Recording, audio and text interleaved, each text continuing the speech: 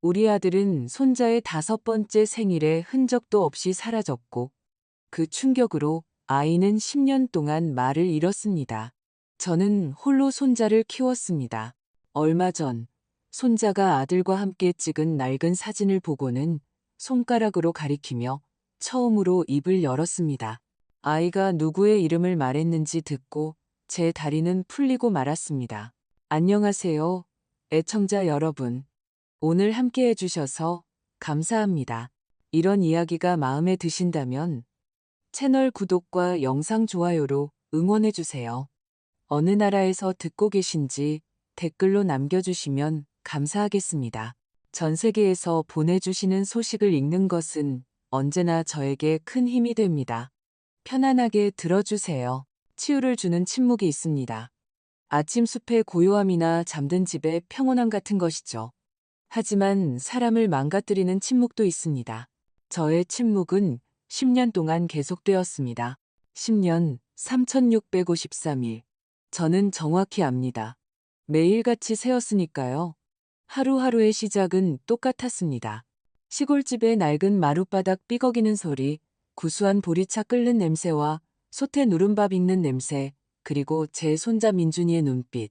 우리는 웃음소리가 끊이지 않던 이 크고 조금은 낡은 집에서 단둘이 살았습니다.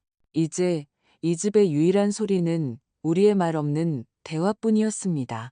저는 말없이 민준이를 이해하는 법을 배웠습니다. 고개를 살짝 끄덕이면 내라는 뜻이었고, 어깨를 알아차리기 힘들게 으쓱하면 모르겠어요 라는 의미였습니다. 식탁 중앙으로 빈 그릇을 밀어놓으면 감사합니다. 잘 먹었어요 라는 뜻이었죠. 15살 소년의 얼굴에 담긴 진지하고 어른스러운 그 아이의 눈은 어떤 말보다 더 많은 것을 이야기했습니다. 그 눈에서 저는 모든 것을 보았습니다. 목소리를 앗아간 그 끔찍한 공포의 잔향과 유일한 버팀목인 저에 대한 조용한 애착을요. 우리의 세상은 아주 세밀하게 짜여 있었고 정해진 일과로 엮여 있었습니다. 8시 아침 식사, 11시 정원 산책. 정원에는 돌아가신 남편이 심은 장미가가시 돋친 찔레와 필사적으로 싸우고 있었는데 마치 제 기억이 슬픔과 싸우는 모습과 같았습니다. 점심, 그리고 공부 시간. 저녁에는 제가 소리내어 책을 읽어주었습니다. 김소월, 윤동주 시인의 시를, 때로는 그냥 신문을 읽어주기도 했습니다. 저는 침묵이 완전한 것이 되지 않도록, 아이가 사람의 말이 어떻게 들리는지 기억하도록 제 목소리로 고요함을 채웠습니다. 아이는 아버지의 낡은 안락의자에 앉아 책이 아닌 저를 바라보았습니다. 아이가 이야기의 줄거리를 듣고 있는 것인지 아니면 그저 자장가처럼 제 목소리의 음악을 듣고 있는 것인지 알 수 없었습니다. 일주일에 한 번 이 단조로운 일상은 깨졌습니다. 제 남동생 세환이 찾아왔기 때문입니다.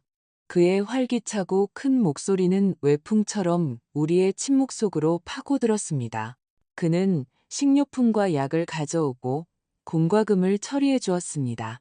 부엌 식탁에 앉아 서류 폴더를 펼치고는 재정 상황, 세금, 지붕 수리가 필요하다는 것에 대해 보고하기 시작했습니다.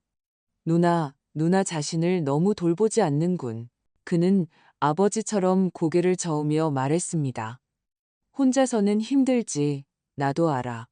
하지만 걱정 마. 내가 다 관리하고 있으니까. 그는 저의 돌담이자 버팀목이었습니다. 제 아들이자 그의 조카인 지훈이 사라진 10년 동안 세화는 모든 것을 도맡았습니다. 수색, 경찰서 방문, 잠 못 이루는 밤들. 지훈이 돌아오지 않을 것이라는 것을 깨달았을 때 거의 정신을 잃은 저를 발견한 것도 그였습니다. 아들에 대한 기억으로 구석구석이 아픈 서울의 아파트를 떠나 이 시골집으로 이사 가자고 저를 설득한 것도 그였습니다. 그는 저와 민준이를 세심하게 돌봐주었습니다. 저는 그에게 한없이 감사했습니다. 하지만 가끔은 그의 보살핌이 조금 숨막히게 느껴질 때도 있었습니다. 그는 새 냉장고 구입부터 민준이의 과외 선생님 선택까지 모든 결정을 내렸는데 마치 제가 아무것도 못하는 노인인 것처럼 말이죠. 하지만 저는 그런 생각을 떨쳐버렸습니다. 다 좋은 뜻으로 하는 일이야. 라고 스스로에게 말했습니다. 그저 나를 보호하고 싶은 것뿐이야. 오늘은 특별한 날이었습니다. 민준이가 15살이 되는 날. 침묵의 10년이라는 쓰라린 기념일이었습니다. 저는 아이가 가장 좋아하는 꿀 케이크를 구웠습니다. 아이의 5번째 생일날 식탁 위에 놓여있던 바로 그 케이크였습니다. 바로 그날 세화는 점심때쯤 새 셔츠를 입고 멋을 낸 채 도착했습니다. 그는 민준이에게 값비싼 스마트폰을 가져왔습니다. 말을 못하니 세상과 소통이라도 해야지. 그는 상자를 건네며 활기차게 말했습니다. 민준이는 선물을 받고 고개를 끄덕여 정중한 감사를 표하고는 옆으로 치워두었습니다. 아이는 장난감이나 기기에 전혀 관심을 보이지 않았습니다. 아이의 세상은 내면에 있었습니다. 우리는 식탁에 둘러 앉았습니다. 저와 민준이 그리고 세환. 저는 케이크를 자르고 민준이의 조각에 촛불 하나를 꽂았습니다. 아이는 불꽃을 바라보다가 저를 보았습니다. 그의 눈에는 기쁨이 없었고 이 의식이 끝나기만을 참을성 있게 기다리는 모습뿐이었습니다. 아이는 순순히 촛불을 껐습니다. 누나, 지훈이 민준이를 어깨에 태우고 정원을 뛰어다니던 거 기억나? 갑자기 세환이 길어진 침묵을 깨고 말했습니다. 내가 왕이다 라고 소리쳤었지. 행복했었는데 날카롭고 익숙한 고통에 심장이 조여왔습니다. 저는 말없이 고개를 끄덕였습니다. 사진이라도 볼까? 동생이 제안했습니다. 좋은 일도 기억해야지 나쁜 일만 기억할 게 아니라 저는 망설였습니다. 우리는 그날 이후로 앨범을 꺼내지 않았습니다. 너무 고통스러웠기 때문입니다. 하지만 세환의 제안에 무언가 옳다는 생각이 들었습니다. 민준이는 아버지를 기억해야 합니다. 그저 그림자나 자신의 침묵의 원인으로만이 아니라 살아 숨쉬고 웃던 사람으로 말입니다. 저는 일어나 장롱위 선반에서 비단으로 덮인 무거운 앨범을 꺼냈습니다. 앨범 표지에는 시간의 먼지가 쌓여 있었습니다. 저는 먼지를 불어내고 앨범을 식탁 위에 올려놓았습니다. 우리는 페이지를 넘기기 시작했습니다. 여기 아주 젊은 저와 남편이 있고 갓난아기, 초등학생, 졸업생인 지훈이 있었습니다. 사진마다 그는 넓고 무장해제시키는 미소를 짓고 있었습니다. 저는 민준이를 보았습니다. 아이는 평온했고 얼굴에는 아무런 표정도 없었습니다. 그저 다른 세상, 역사 이전의 삶에서 온 그림들을 보고 있을 뿐이었습니다. 그리고 저는 마지막으로 붙여진 사진, 그날 아침에 제가 찍은 사진에 이르렀습니다. 민준이의 5번째 생일, 화창한 8월의 어느 날, 제 아들 지우는 강하고 행복한 모습으로 깔깔 웃는 민준이를 공중으로 던져 올리고 있었습니다. 사진은 움직임 때문에 흐릿했지만 생명과 행복, 사랑으로 숨쉬고 있었습니다. 제 아들과 손자, 모든 것이 무너지기 몇 시간 전 절대적인 기쁨의 순간에 멈춰서 있었습니다. 저는 그 페이지에서 꼼짝도 못하고 다음 장으로 넘길 수가 없었습니다. 바로 그 순간 저는 민준이의 변화를 알아차렸습니다. 아이가 숨을 멈췄습니다. 몸이 굳어졌습니다. 아이는 아주 천천히 사진에서 눈을 떼고 저를 바라보았습니다. 그 눈에는 제가 한 번도 본 적 없는 것이 있었습니다. 알아차림, 세화는 이 낡은 시골집을 이제 팔아야 한다고 무언가 말하고 있었지만 그의 목소리는 마치 물속에서 들리는 것처럼 멀게 느껴졌습니다. 제 모든 존재는 손자에게 집중되어 있었습니다. 민준이는 다시 사진을 웃고 있는 아버지의 얼굴을 보았습니다. 아이의 손가락이 천천히 올라가 지훈의 사진을 짚었습니다. 10년 전 다쳤던 민준이의 입술이 떨리며 열렸습니다. 방 안은 이상하고 쉰 듯하며 삐걱이는 소리로 가득 찼습니다. 사용하지 않던 성대가 자신의 일을 기억해내려는 소리였습니다. 그리고 아이는 한 단어를 말했습니다. 단 하나의 단어. 아빠도 도와주세요도 아니었습니다. 아이는 저를 똑바로 쳐다보았고 그의 목구멍에서 뚜렷하고 섬뜩하게 터져 나왔습니다. 맞은 후 제 다리가 풀렸습니다. 갑작스럽게가 아니라 천천히 배신하듯이 마치 땅이 부드럽게 꺼지는 것처럼 방 안의 공기는 짙어져 끈적끈적한 덩어리가 되었고 민준이가 내뱉은 그 말은 종소리처럼 그 안에서 계속 진동했습니다. 맞은 후 저는 더 이상 서 있을 수 없어서 의자에 주저앉았습니다. 세상이 이 한 단어로 좁혀졌습니다. 뭐라고 했어? 세환이 민준이에게 몸을 기울였습니다. 그의 얼굴에는 당황스러운 감동이 어려 있었습니다. 누나, 들었어? 애가 뭐라고 했어? 민준아, 내 아들, 다시 말해봐. 하지만 민준이는 침묵했습니다. 아이는 다시 예전처럼 내성적이고 무심한 모습으로 돌아갔습니다. 그의 손가락은 사진에서 미끄러졌고 마치 부끄러운 짓이라도 한 듯 악마를 세상에 풀어놓고 이제 서둘러 자신의 조용한 껍데기 속으로 숨으려는 듯 먹다 남은 케이크가 담긴 접시를 뚫어지게 쳐다보았습니다. 하지만 악마는 풀려났고 제 기억의 가장 어두운 구석에서 저를 바라보고 있었습니다. 마진우, 유명한 해결사가 아니었습니다. 저와 세환이 40년 전에 묻어버린 이름, 우리가 결코 입에 담지 않기로 맹세했던 이름, 마진우, 우리의 거칠고 실수투성이었던 젊은 시절의 인물, 어떤 문제든 해결할 수 있었던 차가운 눈의 음침한 남자, 무엇이든 누구든 찾아내고 누구든 침묵하게 만들 수 있었습니다. 그의 방법은 잔인하고 효과적이었습니다. 우리는 어리석고 젊었을 때, 세환이 아주 나쁜 일에 휘말렸을 때 한 번 그에게 의지했습니다. 마진우가 모든 것을 해결해 주었습니다. 대가는 비쌌지만 그가 심어준 공포는 더 컸습니다. 그는 불러내지 않는 것이 더 나은 그림자이자 유령이었습니다. 그리고 우리는 잊었거나 잊은 척했습니다.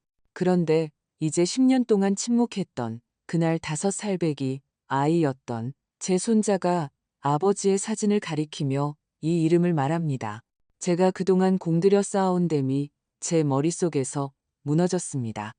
10년 동안 저는 2가지 버전의 진실을 안고 살았습니다. 하나는 다른 하나보다 더 끔찍했습니다. 첫 번째, 제 아들, 제지훈. 알 수 없는 이유로 자신의 아이와 어머니, 자신의 삶을 버리고 그냥 떠났다는 것. 이 생각은 염산 같았습니다. 모성애를 속에서부터 태워버리고 배신감의 쓴맛만 남겼습니다. 저는 제 아들이 그럴 수 있다는 것을 믿을 수 없었기 때문에 그 생각을 밀어내고 쫓아냈습니다. 2번째 버전은 더 간단하고 비극적으로 순수했습니다. 불의의 사고. 숲에 갔다가 돌아오지 않았다. 강가에서 미끄러졌다. 심장마비. 갑작스럽고 비극적이며 거스를 수 없는 무언가. 이 버전은 슬퍼할 수 있게 해주었습니다. 그것은 원망으로 더럽혀지지 않은 순수한 슬픔으로 가득 차 있었습니다. 저는 그것을 선택했습니다. 저는 그것과 함께 사는 법을 배웠습니다. 저는 잔인한 운명의 뜻으로 죽은 아들을 애도했습니다. 이제 한 단어 때문에 이 2가지 버전은 모두 먼지가 되어 흩어졌습니다. 그것은 불의의 사고도 아니었고 제 발로 떠난 것도 아니었습니다. 민준이가 말한 마진우라는 이름은 단 한 가지를 의미했습니다. 제 아들은 그냥 사라진 것이 아니었습니다. 누군가 그를 사라지게 한 것입니다. 5살짜리 아이가 이 이름을 지어낼 수는 없었습니다. 아이는 그것을 들었을 뿐입니다. 그날 아이는 아버지가 떠나는 것을 본 것만이 아니었습니다. 아버지를 데려간 사람의 이름을 들은 것입니다. 다리에서 시작된 냉기가 척추를 타고 올라가 가슴을 채웠습니다. 10년 동안 따뜻하고 쑤시는 모성애와 슬픔의 고통이 자리 잡고 있던 곳에 얼음덩어리가 생겼습니다. 저는 그것을 육체적으로 느꼈습니다. 온기가 사라졌습니다. 부드러움이 사라졌습니다. 10년 동안 저는 바람에 휘는 버드나무였습니다. 슬픔에 고개를 숙이지만 부러지지 않는. 저는 울고 기도하고 기다렸습니다. 저는 부드럽고 유순하며 숄처럼 슬픔에 잠겨 있었습니다. 이 순간 저는 쇠가 되었습니다.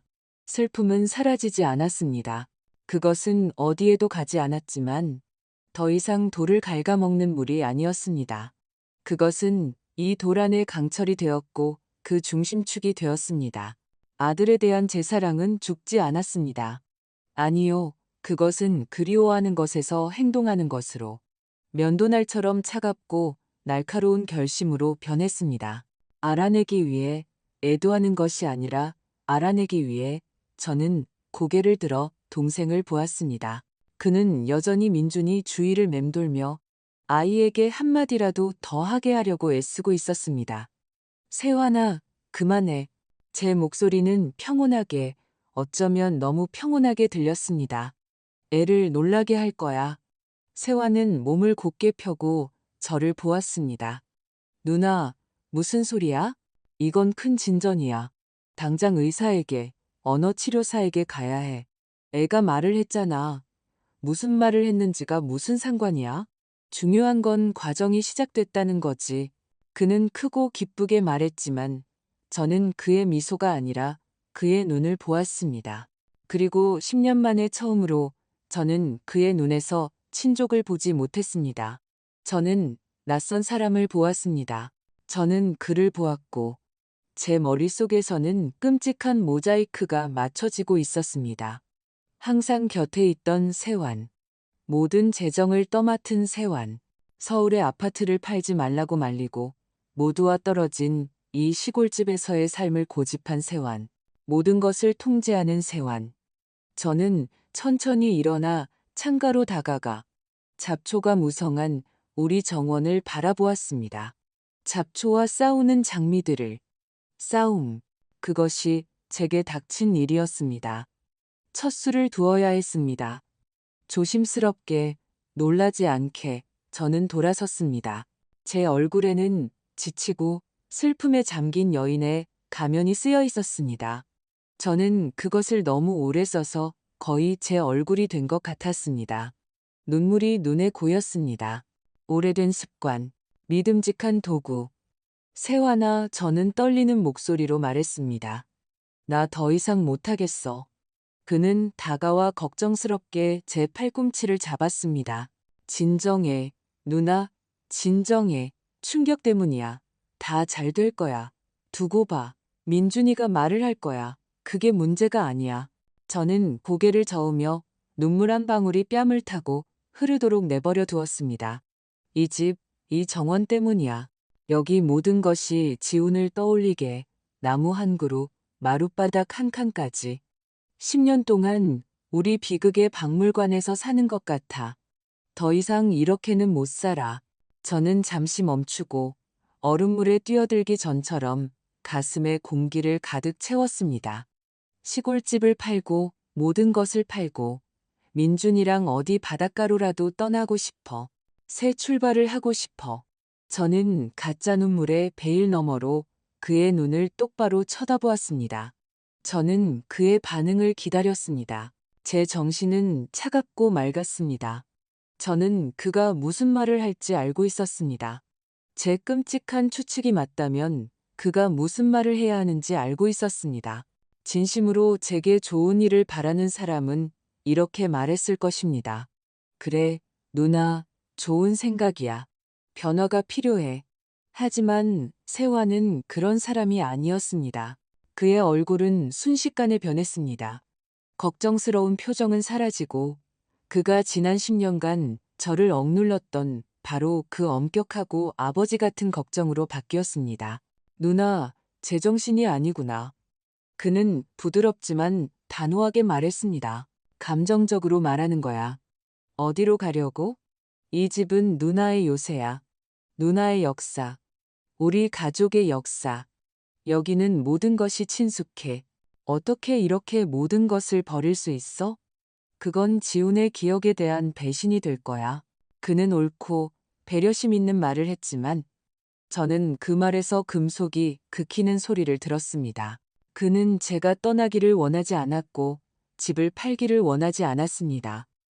모든 일이 일어났던 집, 어쩌면 해답을 간직하고 있을지도 모르는 집. 저는 시선을 감추며 고개를 숙였습니다. 내 말이 맞을지도 몰라. 저는 속삭였습니다. 내가 성급했어. 물론 성급했지. 그는 격려하듯 제 어깨를 두드렸습니다. 쉬어, 누나. 내가 모든 것을 돌볼게. 언제나처럼. 그는 1시간 후에 떠났고 저는 새로 태어난 암과 얼음 같은 결심과 함께 남겨졌습니다. 저는 창가에 서서 그의 차가 모퉁이 뒤로 사라지는 것을 보았습니다. 제 아내 버드나무는 죽었습니다. 이제 여기에는 차갑고 단단한 주먹만이 자랐습니다. 저는 제 다음 단계가 더욱 정확해야 한다는 것을 알았습니다. 그의 차가 떠나는 소리가 멎자 집안의 침묵이 변했습니다. 이전에는 끈적끈적하고 슬픔과 추억으로 가득 차 있었습니다. 이제는 말하지 않은 것들로 짜릿하게 울려 퍼졌습니다. 저는 식탁을 치우고 설거지를 했습니다. 손은 자동적으로 움직이며 10년 동안 익숙해진 행동을 수행했습니다. 하지만 속은 달랐습니다. 저는 더 이상 이 집의 주인이 아니었습니다.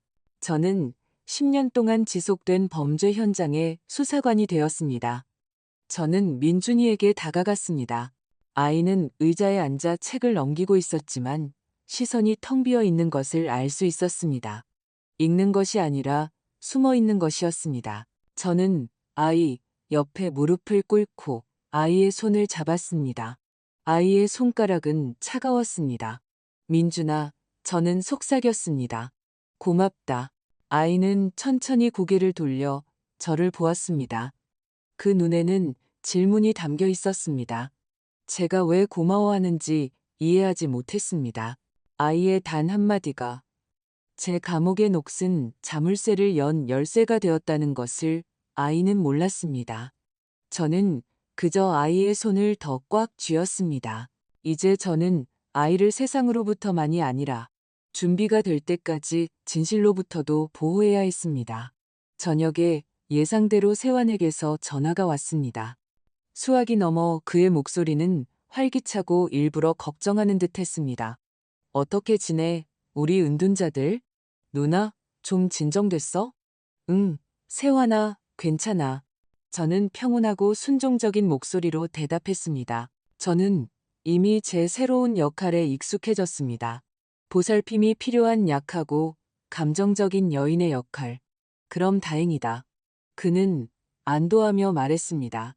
누나 말 듣고 생각해봤는데 시골집 파는 거 말이야. 그게 마음의 외침이었다는 거 알아. 하지만 내가 그런 바보 같은 짓을 하게 놔두지 않을 거라는 거 알잖아. 이 집은 우리 다치야. 내가 다 알아서 할게. 누나, 아무 걱정하지 마. 그냥 나만 믿어. 나만 믿어. 지난 10년간 이 말을 얼마나 많이 들었을까요? 그것은 그의 주문이었고 제 의지를 잠재우는 방법이었습니다. 이전에는 저를 안심시켰습니다. 이제는 등골이 오싹해졌습니다. 그는 그저 돌보는 것이 아니라 통제하고 있었습니다. 그는 저를 여기 이 영묘 같은 집에 약하고 의존적이며 그가 생각하기에 부서진 채로 붙잡아두고 있었습니다. 그는 잔인하게 착각하고 있었습니다. 부서진 여인은 질문하지 않지만 저는 이미 제 질문을 준비하고 있었습니다. 3일이 지났습니다. 3일 동안 저는 제 역할을 연기했습니다. 동생과 전화 통화를 하며 날씨와 몸이 안 좋은 것을 불평하고 보살핌에 감사했습니다. 저는 그가 보고 싶어 했던 바로 그 누나였습니다. 시들어가고 수동적이며 완전히 그의 지배하에 있는 그는 민준이의 생일날 있었던 폭발이 죽어가는 희망의 마지막 경련이라고 생각했습니다. 그는 마침내 자신의 운명을 받아들인 여인을 제 안에서 보았고 그의 경계심은 느슨해졌습니다. 그는 저를 과소평가했습니다. 그것이 그의 가장 큰 오산이었습니다. 토요일에 그는 평소처럼 식료품이 가득 든 가방을 들고 다시 왔습니다. 냉장고 선반에 모든 것을 정리하고 제가 빵 사는 것을 잊었다고 꾸짖었습니다. 모든 것이 그의 시나리오대로 진행되고 있었습니다. 그는 상황의 주인이었고 우리 작고 부서진 가족의 자상한 가장이었습니다. 저녁에는 베란다에서 차를 마셨습니다. 민준이는 이미 자기 방으로 들어갔습니다. 해가 지고 하늘은 부드러운 복숭아빛으로 물들었습니다. 공기는 꽃향기로 가득 찼습니다. 환상을 죽이기에 완벽한 순간이었습니다. 환상의 살인.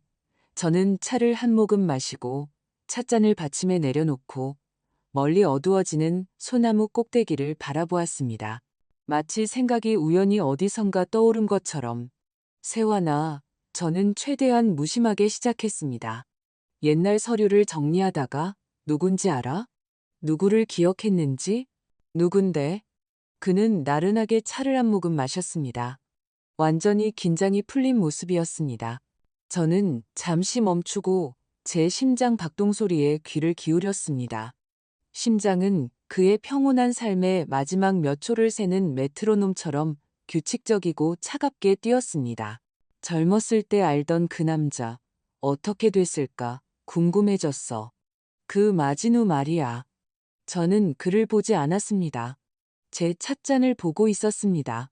하지만 곁눈질로 제 모든 존재로 저는 무슨 일이 일어났는지 보았습니다. 그것은 외부인의 눈에는 거의 알아차릴 수 없었지만 저에게는 아니었습니다. 그의 어깨가 아주 잠깐 굳어졌습니다. 그의 손에 들린 찻잔이 거의 알아차릴 수 없을 정도로 떨렸고 차가 받침에 쏟아졌습니다. 그의 시선이 멈췄습니다. 그것은 심장이 한 번 뛰는 것보다 길지 않았습니다. 그의 완벽하게 조절된 자기 통제 시스템에 생긴 짧고 작은 고장. 그러고 나서 그는 크게, 약간 부자연스럽게 웃었습니다. 마지노라니, 세상에, 누나, 그 이름은 어디서 파냈어? 이상한 생각이네. 대체 왜 그 사람을 기억해낸 거야? 그는 빠르게, 즐겁게 말했지만 저는 그의 목소리에서 새로운 금속성 음색을 들었습니다. 그냥. 저는 어깨를 으쓱하며 얼굴에 가벼운 생각에 잠긴 표정을 유지했습니다. 기억에 떠올랐어. 지금 어디서 뭘 하고 있을까? 궁금하네.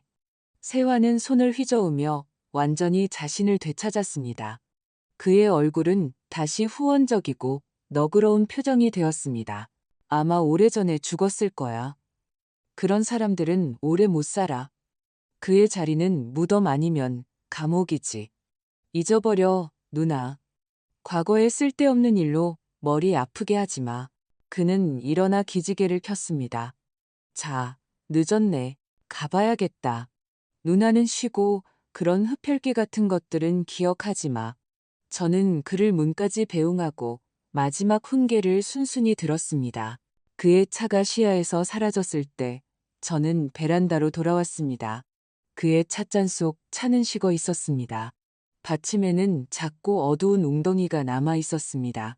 증거, 그것이었습니다. 제게 필요했던 마지막 확인. 그는 제가 왜 기억했는지 묻지 않았습니다. 놀라지도 않았습니다. 그는 두려워했습니다.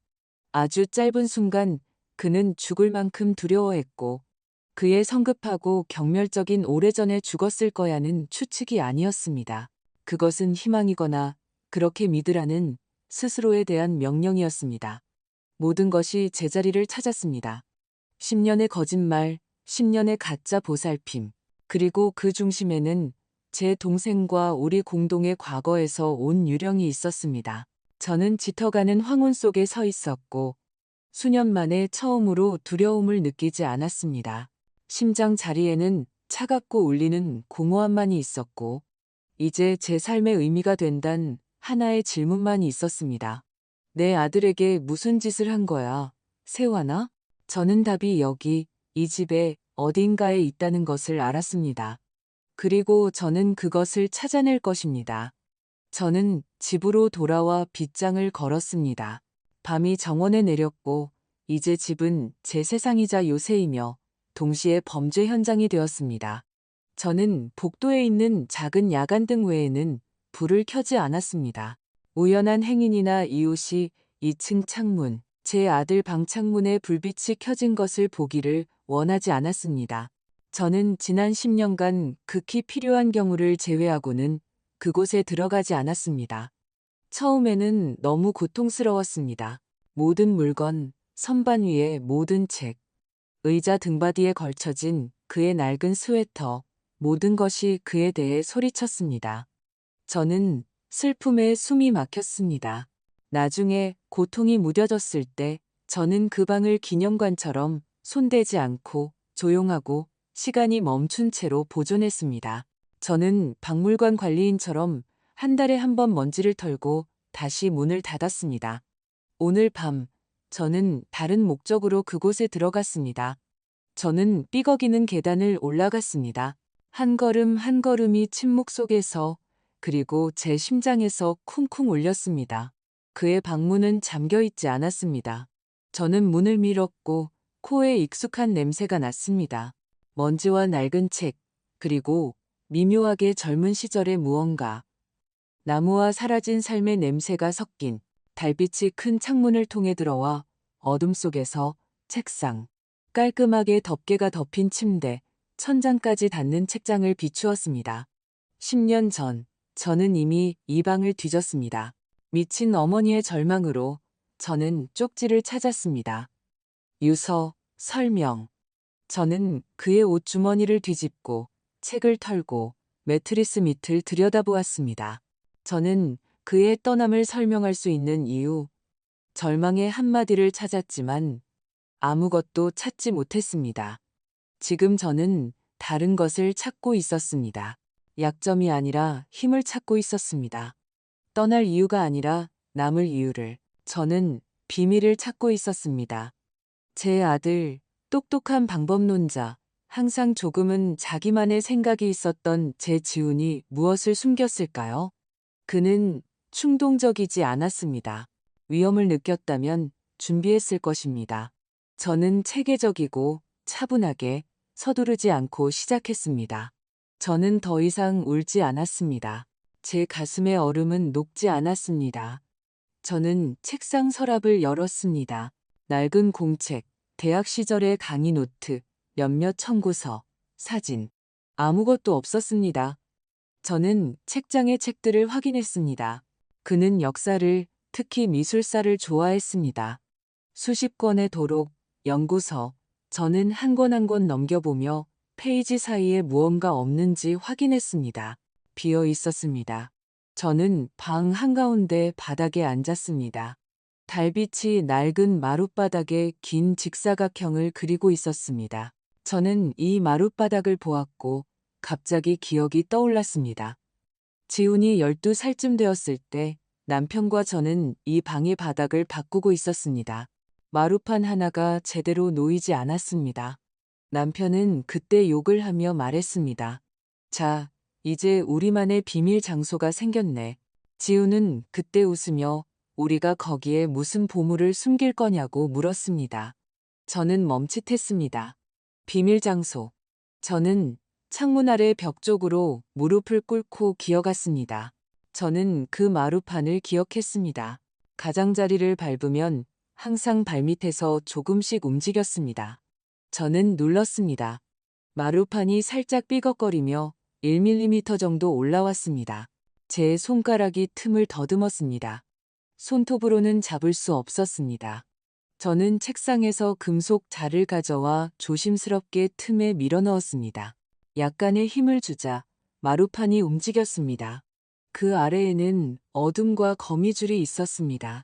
저는 세환이가 준 낡은 전화기에 손전등을 켜고 그것을 보았습니다.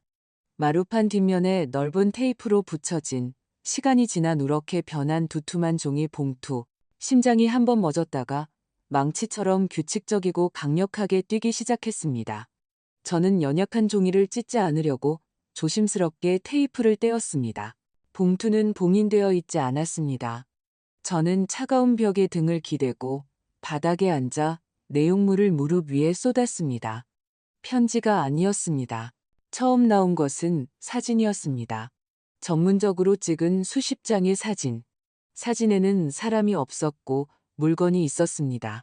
저는 한 장을 집어들었습니다. 금실로 수놓아지고 보석이 밝힌 믿을 수 없을 만큼 아름다운 자개보석함. 다른 사진에는 봉황이 새겨진 백동은 입사 담배압이 있었습니다. 세 번째 사진에는 정교한 세공의 가야 금관이 있었습니다. 그 다음으로는 무거운 액자에 담긴 그림, 청자인형, 오래된 훈장들이 있었습니다. 모든 물건이 예술 작품이었습니다. 사진 다음으로 저는 서류 뭉치를 꺼냈습니다. 그것은 기록 보관소 문서에 복사본, 어떤 오래된 등록부에서 발췌한 내용, 재산 목록이었습니다. 처음에는 무엇인지 이해하지 못했지만 읽을수록 그림이 뚜렷해졌습니다. 이것은 증거였습니다. 우리 증조 할머니 소유였던 가족 사이에서 희미한 전설로만 전해지던 예술품 컬렉션의 존재를 증명하는 증거. 모두가 컬렉션이 혼란기에 분실되고 약탈당했다고 생각했습니다. 하지만 제 아들이 그것을 찾아냈습니다. 그는 전체 조사를 수행했습니다. 그는 흔적, 문서, 증거를 찾아냈습니다. 컬렉션의 대부분이 몰수되지 않고 숨겨졌다가 나중에 익명의 기증품으로 위장하여 개인 소유나 작고 잊힌 지방 박물관에 자리 잡았다는 증거. 그는 우리 유산을 찾아냈습니다. 수백억 원의 가치가 있는 보물, 그리고 봉투맨 아래에는 학교 공책에서 찢어 4번 접은 종이가 있었습니다. 저는 그것을 펼쳤습니다. 지훈의 필체. 크고 자신감 있고 약간 기울어진 평범한 볼펜으로 쓴 몇 마디. 민준이의 미래를 위해 세환 삼촌은 절대 손댈 수 없을 거야. 저는 이 문장을 몇 번이고 다시 읽었습니다. 숨이 멎었습니다. 세환 삼촌은 절대 손댈 수 없을 거야. 그리고 모든 것이 귀청이 터질 듯한 잔인한 명료함으로 제자리를 찾았습니다. 동기. 바로 그것이 동기였습니다. 질투도, 오래된 원한도 아닌 차갑고 저속하며 수백억 원짜리 계산. 제 아들은 보물을 찾았고 그는 삼촌을 믿지 않았습니다. 그는 항상 우리의 소박한 가족 재정을 관리하는 것을 자랑스러워했던 세환이가 이것에 대해 알아서는 안 된다는 것을 알고 있었습니다. 하지만 그는 어떻게든 알아냈습니다. 그리고 그때 그에게는 제 아들을 데려가는 것뿐만 아니라 아들이 찾은 재산을 빼앗기 위해 마지노가 필요했습니다. 그의 보살핌, 그의 통제, 모두와 떨어진 시골집에서 살라는 그의 집요한 조언. 이 모든 것이 저를 위한 것이 아니었습니다. 그는 제 슬픔의 파수꾼이 아니었습니다. 그는 범죄 현장과 훔친 보물을 지키는 교도관이었습니다. 저는 차가운 달빛이 비치는 방바닥에 과거의 유령과 현재의 증거들 사이에서 앉아 있었습니다. 10년 동안 제가 품고 있던 슬픔은 증발했습니다. 그 자리에는 강철처럼 순수하고 차가운 분노만이 남았습니다. 이것은 단순한 실종이 아니었습니다. 이것은 강도였습니다. 제게서 아들만 훔친 것이 아니라 제 손자의 미래를 훔친 것입니다. 게임은 끝났어, 세환아. 이제 규칙은 내가 정해. 저는 사진과 서류를 조심스럽게 봉투에 다시 넣었습니다. 손은 떨리지 않았습니다. 내면에는 차갑고 울리는 평온함만이 있었습니다. 저는 마루판을 제자리에 놓고 조금의 틈도 없도록 조심스럽게 눌렀습니다. 비밀 장소는 다시 보이지 않게 되었습니다. 제 아들은 이 비밀을 집에 맡겼고 집은 10년 동안 그것을 지켰습니다. 이제 그는 그것을 제게 맡겼습니다. 저는 잠자리에 들지 않았습니다. 동이 틀 때까지 의자에 앉아 창밖의 회색 새벽 하늘이 천천히 밝아오는 것을 바라보았습니다. 저는 복수 계획을 세우지 않았습니다. 저는 전략을 개발했습니다.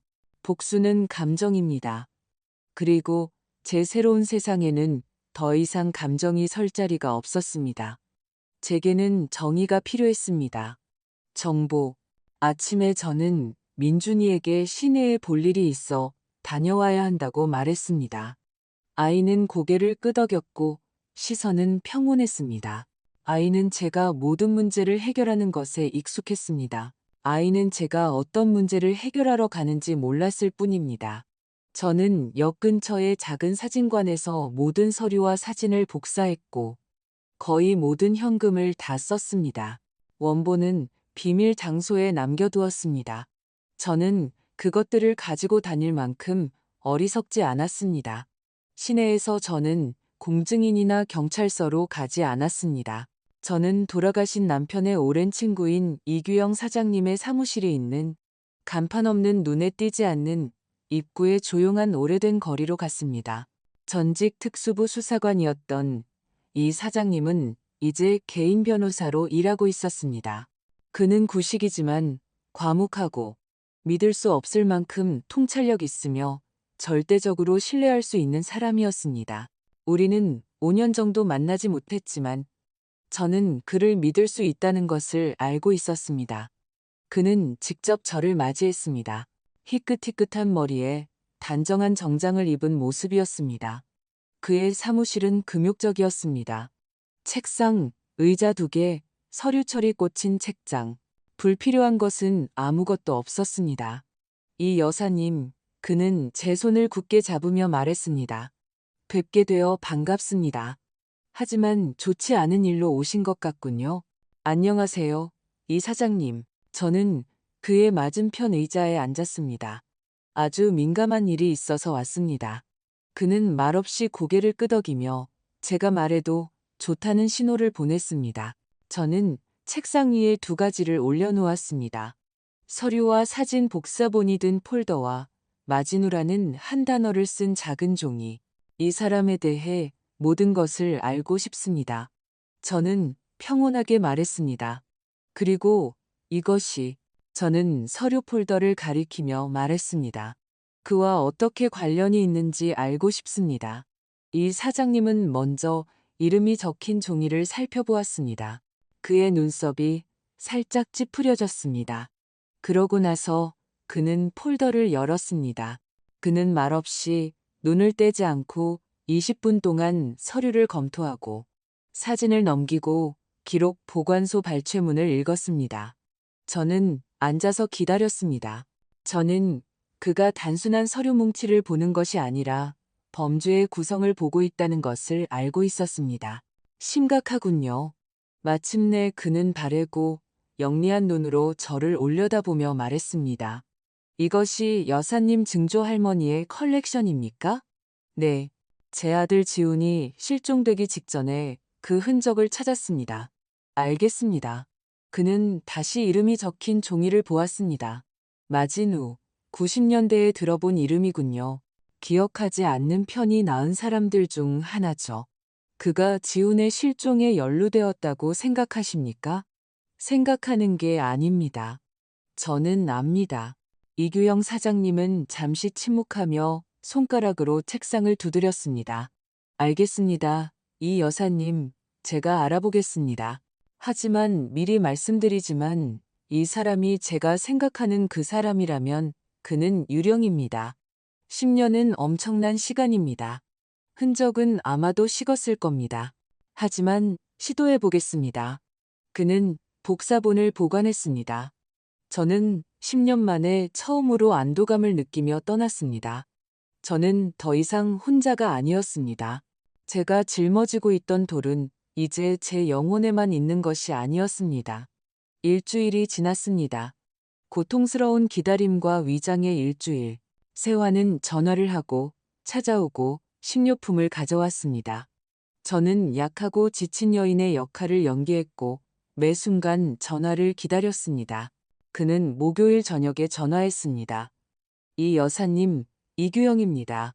소식이 있는데 좋지 않은 소식입니다. 제 심장이 조여왔습니다. 듣고 있습니다. 옛날 데이터베이스를 모두 뒤져봤습니다. 마진우라는 이름으로 묘사와 일치하는 사람은 9년 전에 사망한 것으로 나옵니다. 심장마비. 태백 근처에 이름 없는 묘지에 묻혔습니다. 저는 침묵했습니다. 죽었다고. 그럴 리가 없어. 하지만 그의 목소리에는 하지만이 있었기 때문에 저는 물었습니다. 하지만 저는 그런 우연을 믿지 않습니다. 그의 평판을 가진 사람이 45세의 심장마비로 죽지는 않습니다. 너무 깔끔합니다. 더 깊이 파고들었지만 벽에 부딪혔습니다. 지난 10년간 계좌도 부동산도 연락처도 없습니다. 제가 말했듯이 그는 유령입니다. 단서가 필요합니다. 뭐든지.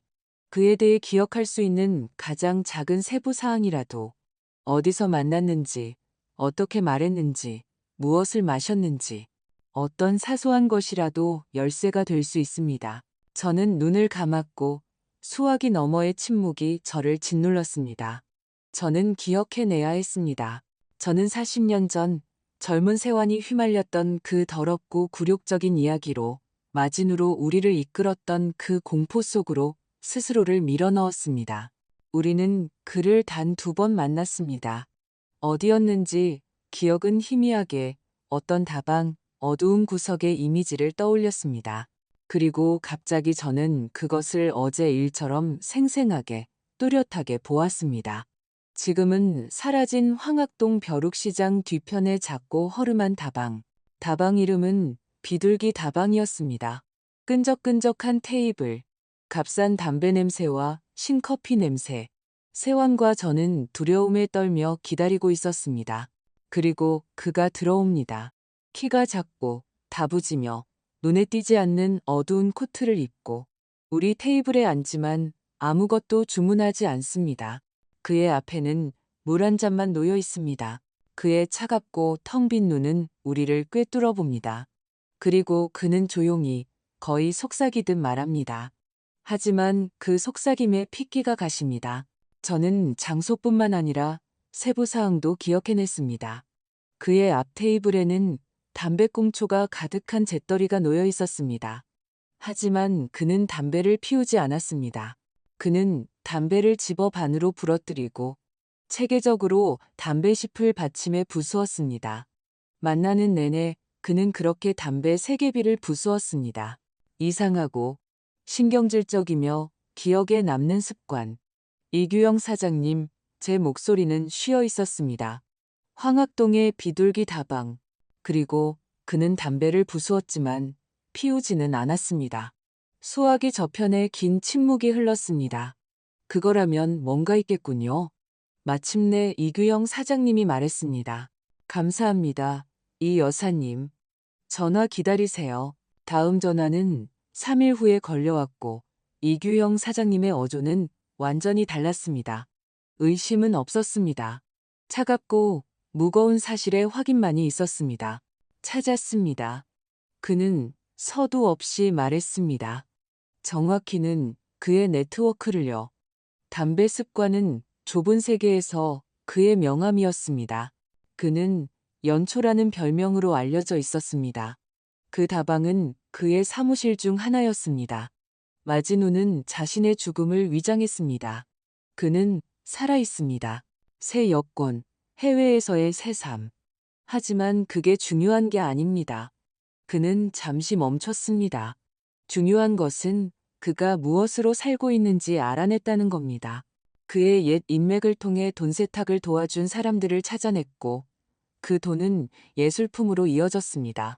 희귀하고 값비싼 물건들이 지난 8년간 홍콩과 싱가포르의 비공개 경매에서 팔려나갔습니다. 제가 경매 목록과 여사님의 사진을 대조해 보았습니다. 거의 100% 일치합니다. 그리고 이 경매에서 나온 돈은 익명의 해외 계좌로 들어갔습니다. 저는 들었고 제 가슴의 얼음은 더욱 단단해졌습니다. 그리고 계좌는요. 저는 속삭였습니다. 그리고 계좌는 이 여사님, 여러 유령 회사를 거쳐 한 사람에게로 이어집니다. 여사님의 동생 세완 씨입니다. 그는 단순히 납치범을 감싸준 거짓말쟁이가 아닙니다. 그는 의뢰인이자 주요 수혜자입니다. 그는 10년 동안 아드님의 재산을 훔쳐 살아온 교활하고 냉혈한 도둑입니다.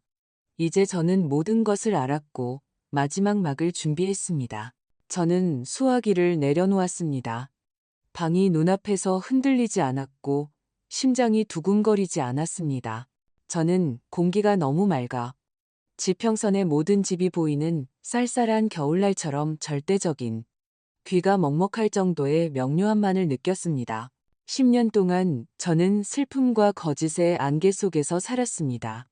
이제 안개가 걷혔고 이 맑고 차가운 풍경의 중심에는 제 동생이 서 있었습니다. 저는 무엇을 해야 할지 알았습니다. 비명도, 히스테리도, 비난도 없을 것입니다. 그것은 그의 방법이지 제 방법이 아닙니다. 제 힘은 다른 곳에 있었습니다. 평온함, 그리고 제가 그를 꿰뚫어 본다는 사실에 저는 직접 그에게 전화했습니다. 세환아, 안녕, 누나. 마침 전화하려고 했는데 어떻게 지내? 그의 목소리는 언제나처럼 활기차고 자상하며 가짜였습니다. 괜찮아. 세환아, 부탁할 게 있어서 내일 와줄 수 있어? 여기 시골집 서류에 무슨 문제가 생긴 것 같아. 나는 아무것도 모르겠어. 네가 좀 봐줘야겠어. 저는 의도적으로 이 미끼를 선택했습니다. 서류, 재정, 통제, 그것은 그의 영역이었습니다. 그는 거절할 수 없었습니다. 물론이지, 누나, 무슨 말이야. 점심때쯤 갈게. 걱정 마. 다 해결해 줄게. 다 해결해 줄게. 저는 속으로 비웃었습니다. 오, 그래, 세환아, 다. 다음 날 저는 귀빈을 맞이하듯 그의 방문을 준비했습니다. 저는 그가 좋아하는 계피를 넣은 사과 파이를 굽고 그가 직접 가져다 준 좋은 비싼 차를 우렸습니다. 베란다에 식탁을 차렸습니다. 날씨는 화창하고 따뜻했습니다. 새들이 정원에서 노래했습니다. 세상의 종말, 그의 개인적인 종말을 위한 완벽한 배경이었습니다. 그가 도착했을 때 저는 민준이에게 우리와 함께 있어 달라고 부탁했습니다. 보통 삼촌이 서류를 정리하기 시작하면 자기 방으로 들어가곤 했습니다. 하지만 오늘은 증인이 아니라 무기로서 그가 필요했습니다. 민준아, 베란다에서 우리랑 같이 앉아있자. 제발. 날씨도 좋고 공기도 세고. 아이는 깊고 말없는 눈으로 저를 보고 말없이 고개를 끄덕였습니다.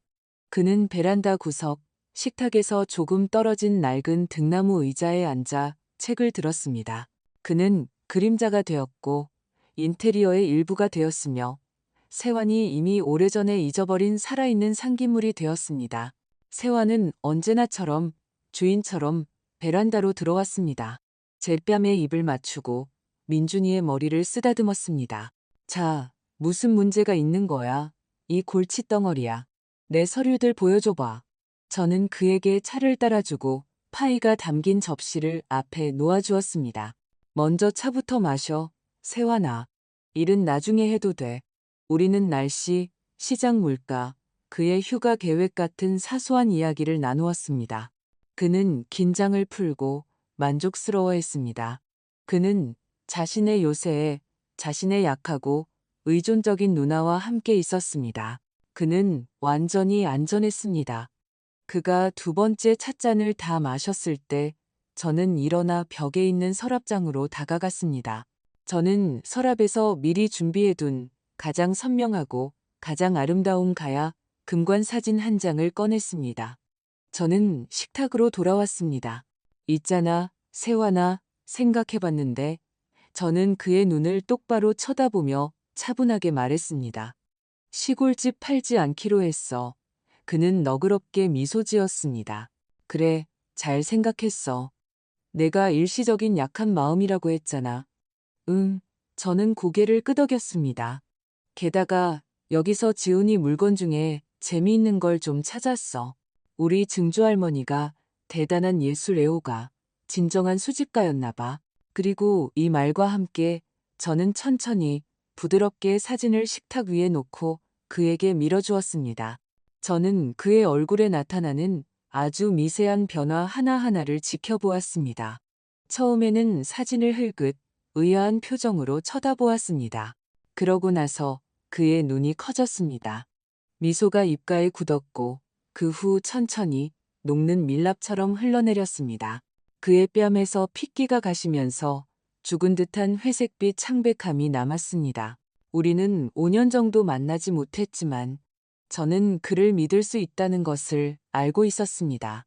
그는 직접 저를 맞이했습니다. 희끗희끗한 머리에 단정한 정장을 입은 모습이었습니다. 그의 사무실은 금욕적이었습니다. 책상, 의자 2개, 서류철이 꽂힌 책장. 불필요한 것은 아무것도 없었습니다. 이 여사님, 그는 제 손을 굳게 잡으며 말했습니다. 뵙게 되어 반갑습니다. 하지만 좋지 않은 일로 오신 것 같군요. 안녕하세요, 이 사장님. 그가 컬렉션 전체를 찾았어. 그는 의자에서 벌떡 일어나 찻잔을 엎었습니다. 갈색 차 웅덩이가 하얀 식탁보 위로 천천히 퍼져나갔습니다. 미쳤어? 그는 소리쳤습니다. 그의 목소리는 비명으로 갈라졌습니다. 무슨 컬렉션? 헛소리하지 마. 이건 그냥 인터넷에서 본 그림이야. 너 제정신이 아니야. 슬픔이 내 정신을 흐리게 했어. 그는 베란다를 서성거리며 몸짓을 하고 말에 숨이 막혔습니다. 그는 저를 비난으로 몰아붙이고 그의 분노, 제 관계에 대한 그의 정당한 분노로 벽을 쌓으려고 했습니다. 그는 통제권을 되찾으려고 했습니다. 저는 그를 보며 꼼짝도 하지 않았습니다. 제 가슴의 얼음이 저를 지켜주었고 그의 비명에 상처받지 않게 했습니다. 저는 그냥 기다렸습니다. 그리고 그 순간 베란다 구석에서 목소리가 들렸습니다. 크지는 않았지만 찾아온 침묵 속에서 총소리처럼 울렸습니다. 목소리는 그때처럼 쉬거나 삐걱거리지 않았습니다. 지난 몇 주 동안 민준이는 아마도 비밀리에 연습하고 시도하며 빼앗긴 것을 되찾고 있었을 것입니다. 이제 그의 목소리는 맑고 단단하게 들렸습니다. 그는 단 한마디만 했습니다. 그는 저를 보지 않았습니다. 그는 그의 작은 할아버지, 구석에 몰린 쥐를 똑바로 쳐다보았습니다. 맞은 후 민준이가 말했습니다. 10년 동안 제가 품고 있던 슬픔은 증발했습니다. 그 자리에는 강철처럼 순수하고 차가운 분노만이 남았습니다. 이것은 단순한 실종이 아니었습니다. 이것은 강도였습니다. 제게서 아들만 훔친 것이 아니라 제 손자의 미래를 훔친 것입니다. 게임은 끝났어, 세환아. 이제 규칙은 내가 정해. 저는 사진과 서류를 조심스럽게 봉투에 다시 넣었습니다. 손은 떨리지 않았습니다. 그의 눈에 담긴 공황은 절망으로 바뀌었습니다. 그는 구석에 몰렸다는 것을 깨달았습니다. 그리고 그는 마지막 수를 두었습니다. 그는 전술을 바꾸기로 결심했습니다. 부인할 수 없다면 왜곡해야 합니다. 모든 것을 뒤집어야 합니다. 그는 제게 달려와 무릎을 꿇고 제 손을 잡았습니다. 그의 손길은 축축하고 차가웠습니다. 누나, 내 말 좀 들어봐. 그의 목소리는 이제 분노가 아니라 절망적이고 과장된 간청으로 떨렸습니다. 그래, 마진우였어. 하지만 누나가 생각하는 것과는 달라. 그는 고통을 가장하려 했으며 일그러진 얼굴을 제게 들어 올렸습니다. 우리 지훈, 끔찍한 사람들과 엮였어. 그들에게 엄청난 돈을 빚지고 있었어. 그들이 그를 협박했어. 민준이와 누나를 협박했어. 저는 그의 맞은편 의자에 앉았습니다. 아주 민감한 일이 있어서 왔습니다. 그는 말없이 고개를 끄덕이며 제가 말해도 좋다는 신호를 보냈습니다. 저는 책상 위에 2가지를 올려놓았습니다. 서류와 사진 복사본이 든 폴더와 마진우라는 한 단어를 쓴 작은 종이.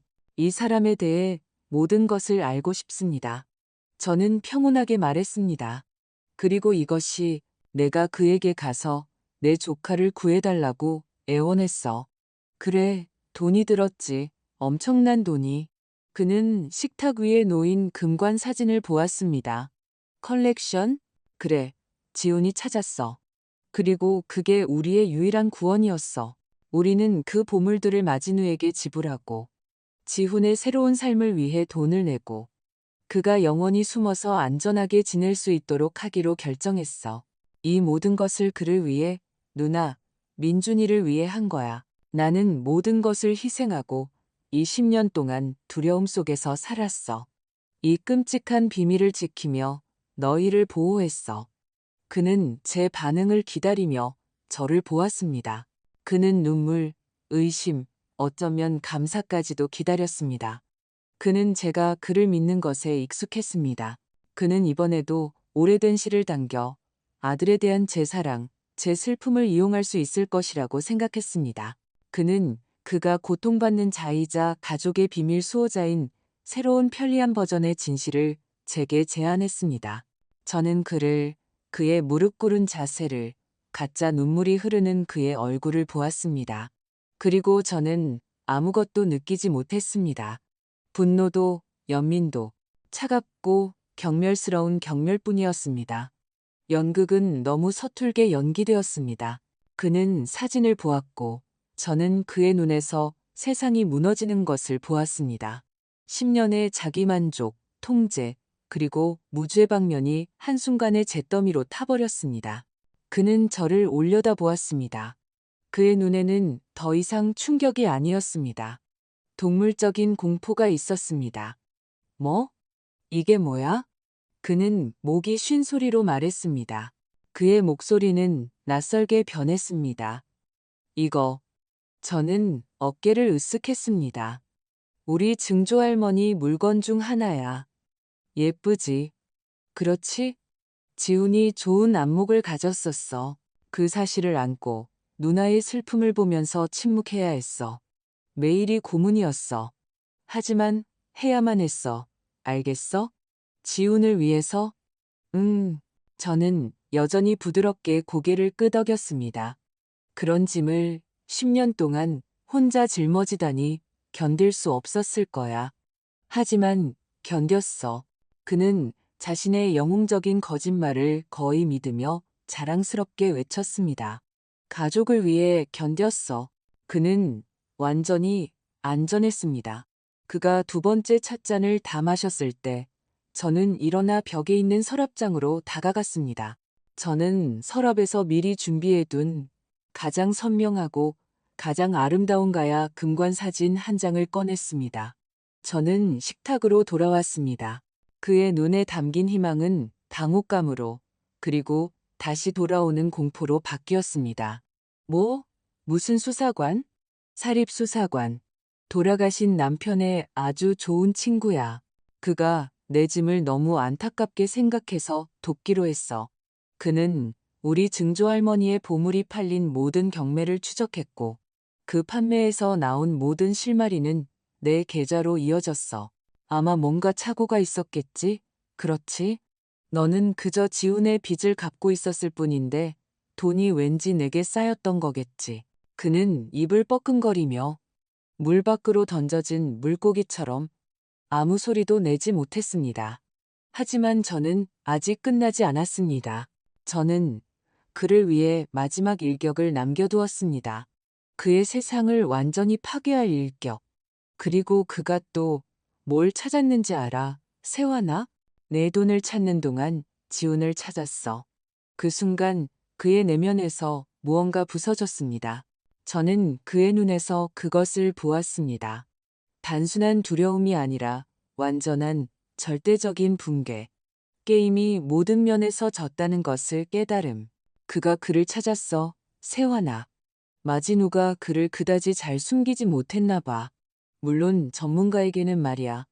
그는 작고 잊힌 연변의 한마을에서 그를 찾았어. 지우는 지난 10년 동안 다른 이름으로 거기서 살고 있었어. 마지누는 그에게 우리와 연락을 시도하면 민준이와 내가 무사하지 못할 거라고 협박했어. 그리고 내 아들은 침묵했어. 우리가 살도록 10년 동안 침묵했어.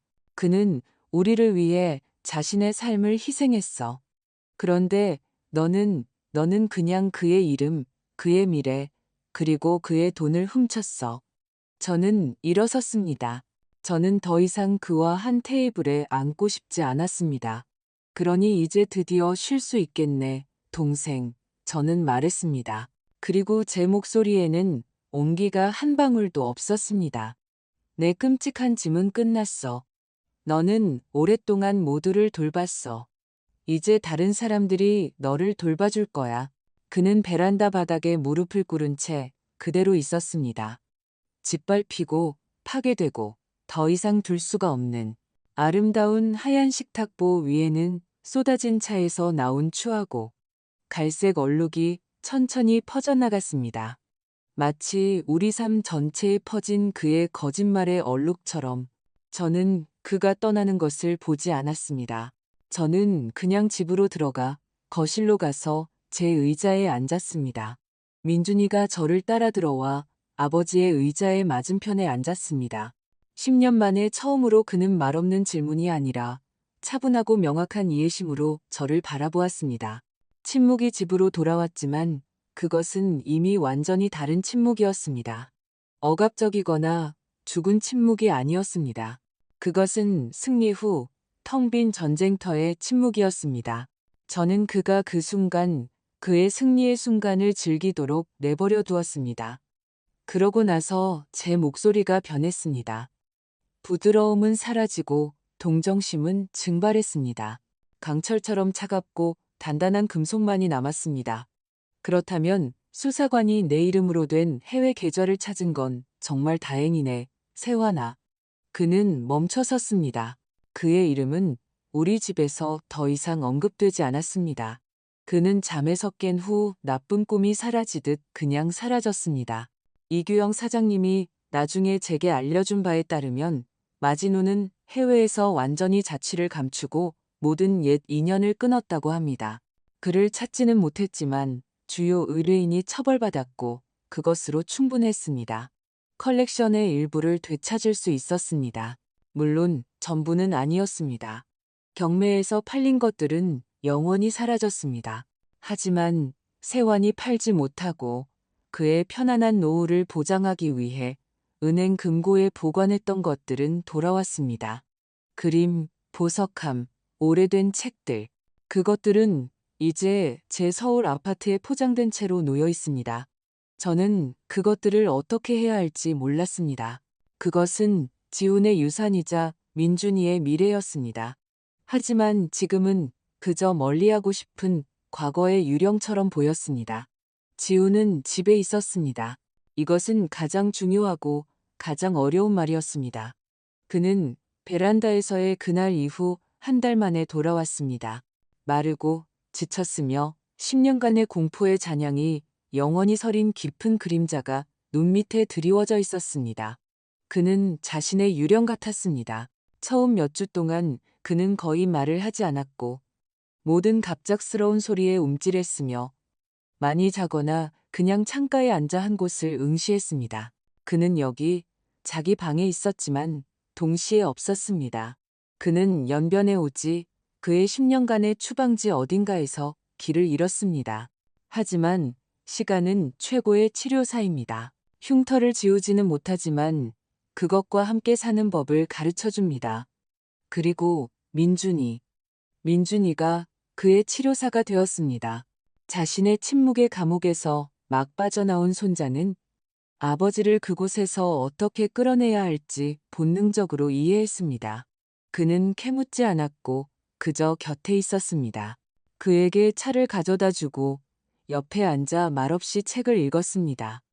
때로는 긴 대답이 필요 없는 간단한 질문을 했습니다. 아빠, 소금 좀 줘. 아빠, 전지가위 어디 있는지 봤어? 그리고 지우는 대답했습니다. 처음에는 단답형으로, 그러다가 완전한 문장으로. 그들의 대화는 오랜 가뭄 끝에 길을 내는 가느다란 시냇물 같았습니다. 지금 저는 그 등나무 의자에 앉아 베란다에 있습니다. 손에는 따뜻한 민트차 한 잔이 들려 있습니다. 9월의 햇살이 부드럽게 얼굴을 데웁니다. 저는 정원을 봅니다. 10년 동안 저는 정원이 잡초로 뒤덮이는 것을 보았습니다. 남편의 장미가 필사적으로 삶에 매달리며 잡초와 야생찔레의 바다에 잠기는 것을. 정원은 제 영혼의 거울이었습니다. 버려지고 야생화되고 가시와 깊은 슬픔으로 가득 찬. 저는 그 안에서 아무것도 바꾸고 싶지 않았습니다. 잡초 하나라도 뽑으면 제 슬픔을 배신하는 것 같았습니다. 그런데 지금 그들은 거기서 함께 일하고 있습니다. 제 아들과 제 손자. 지우는 여전히 말랐지만 더 이상 그 유령 같은 회색빛은 얼굴에 없습니다. 그는 체계적으로 전지가위로 마르고 죽은 찔레 가지를 자릅니다. 그의 움직임은 자신감 있고 집중되어 있습니다. 그는 단순히 자르는 것이 아니라 해방시키고 있습니다. 민준이는 이 해의 키가 훌쩍 커서 아버지와 거의 같은 키가 되었습니다. 그는 잘린 가지를 모아 큰 더미에 쌌습니다. 그는 아버지의 낡은 체크무늬 셔츠를 입고 소매는 팔꿈치까지 걷어 올렸습니다. 이 가지도 아마 잘라야 할 것 같아. 민준이가 말합니다. 그의 목소리는 조용한 공기 속에서 맑고 차분하게 들립니다. 완전히 말랐어. 지우는 다가와 어둡고 생명 없는 껍질에 손을 댑니다. 그래, 그는 말합니다. 이건 잘라내자. 그런데 이건, 봐봐. 그는 작은 녹색 잎이 돋아난 옆가지를 가리킵니다. 이건 남겨두자. 아직 살아있어. 그들은 몇 분 더 말없이 일합니다. 전지가의 삐걱이는 소리와 마른 잎사귀 스치는 소리만 들립니다. 이것은 10년 동안 저를 짓눌렀던 그 죽은 침묵이 아닙니다. 이것은 살아있고 의미로 가득 찬 침묵입니다. 창조의 침묵. 그들은 땅을 정화하고 숨막히게 하고 숨 쉬는 것을 방해하고 햇빛을 가렸던 것을 뿌리째 뽑아냅니다. 그들은 이것을 함께하고 있습니다. 그리고 저는 그들이 단지 가지에 대해서만 이야기하는 것이 아니라는 것을 압니다. 저는 차를 한 모금 마십니다. 따뜻하고 향긋합니다. 저는 그들의 구부정한 등 숙련되고 서두르지 않는 작업을 봅니다. 10년 동안 저는 버드나무였고 그 후 쇠가 되었습니다. 그리고 지금 저는 제가 누구인지 모릅니다. 저는 그냥 베란다에 앉아 아들과 손자가 버려진 정원을 되살리는 것을, 서로를 되살리는 것을 보는 한 여자일 뿐입니다. 제가 살았던 침묵은 사라졌습니다. 그 자리에 이 소리들이 찾아왔습니다. 전지가의 삐걱이는 소리, 제 아들들의 목소리, 낡은 사과나무 가지에 부는 바람 소리. 이것은 조용하고 단순하며 세상적인 소리들이고 희망의 소리들입니다. 저는 차를 다 마시고 빈 찻잔을 식탁에 내려놓습니다. 저는 하늘을, 정원을, 제게 가장 소중한 두 사람을 봅니다. 그리고 저는 이해합니다. 저는 기억으로부터, 과거로부터 자유로운 것이 아닙니다. 그것은 항상 저와 함께할 것입니다. 저는 저를 규정했던 슬픔으로부터 자유롭습니다. 저는 저를 둘러쌌던 거짓으로부터 자유롭습니다. 저는 저를 망가뜨렸던 침묵으로부터 자유롭습니다. 저는 그냥 집에 있고 그들도 마찬가지입니다. 그리고 그것으로 충분합니다. 이렇게 이 여사의 이야기는 끝이 났습니다. 침묵과 배신, 그리고 따뜻한 불에서 차가운 강철로 변할 수 있는 모성애의 놀라운 힘에 대한 이야기입니다. 우리는 슬픔이 이 여인을 어떻게 변화시켰는지, 부드럽고 슬픔에 잠긴 버드나무에서 계산적이고 냉혈한 전략가로 만들었는지 봅니다. 그녀는 복수하지 않았습니다. 하지만 진실을 무기로 사용하여 가장 무자비한 방법으로 정의를 실현했습니다. 그녀의 마지막 평온함에는 거의 무서운 무언가가 있습니다. 그렇지 않습니까? 그것은 지옥을 통과하고 살아남았지만 영혼의 일부를 영원히 그곳에 남겨둔 사람의 평온함입니다. 여러분은 이 여사가 올바르게 행동했다고 생각하십니까? 그녀에게는 적의 거울상, 똑같이 차갑고 계산적인 모습으로 변하는 것 외에 다른 길이 있었을까요? 만약 동생이 뉘우쳤다면 그녀는 그를 용서할 수 있었을까요? 아니면 그의 배신이 너무 끔찍해서 용서가 존재하지 않았을까요? 여러분이 그녀의 입장이었다면 가장 가까운 사람에게서 그런 거짓말에 직면했을 때 어떻게 했을까요? 이 복잡하고 모호한 상황에 대한 여러분의 의견을 매우 궁금해합니다. 혹시 질문이 남았거나 등장인물들의 운명에 대해 더 알고 싶으신가요? 이 영상 아래 댓글로 여러분의 생각을 꼭 공유해 주세요. 여러분의 모든 댓글은 우리 채널이 성장하고 여러분을 위해 새롭고 더욱 흥미진진한 이야기를 만드는데 도움이 됩니다. 이 이야기가 마음에 드셨다면 좋아요를 누르고 채널을 구독하여 새로운 에피소드를 놓치지 마세요. 여러분 모두에게 좋은 일만 있기를 바랍니다. 이 영상 마지막에 화면 중앙에 창이 나타납니다. 그것을 클릭하여 우리의 다른 가장 흥미진진한 이야기들을 시청하세요.